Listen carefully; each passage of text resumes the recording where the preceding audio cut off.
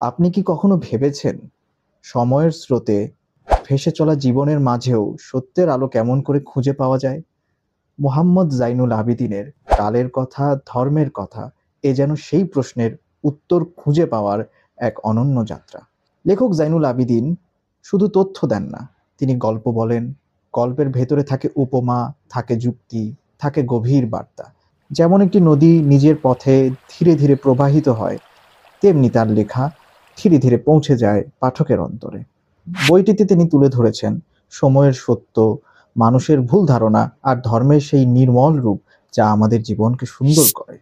আপনি যদি ইসলাম নিয়ে জানতে চান, শুধু ধর্মীয় তথ্য নয়, বরং সময়ের সাথে ধর্মের সম্পর্ক বুঝতে চান, তাহলে এই বই আপনার জন্য।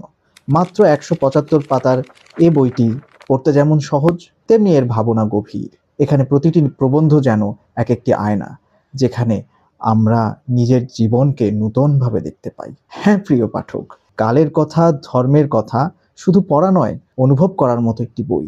তো আর দেরি কেন? বইটি এখনই সংগ্রহ করে ফেলুন বইঘর থেকে অথবা অনলাইন কোনো বুকশপ থেকে। কালোপযোগী সব ধরনের বই আপনারা বইঘর পাবলিকেশন থেকে প্রতিবারই পেয়ে থাকেন।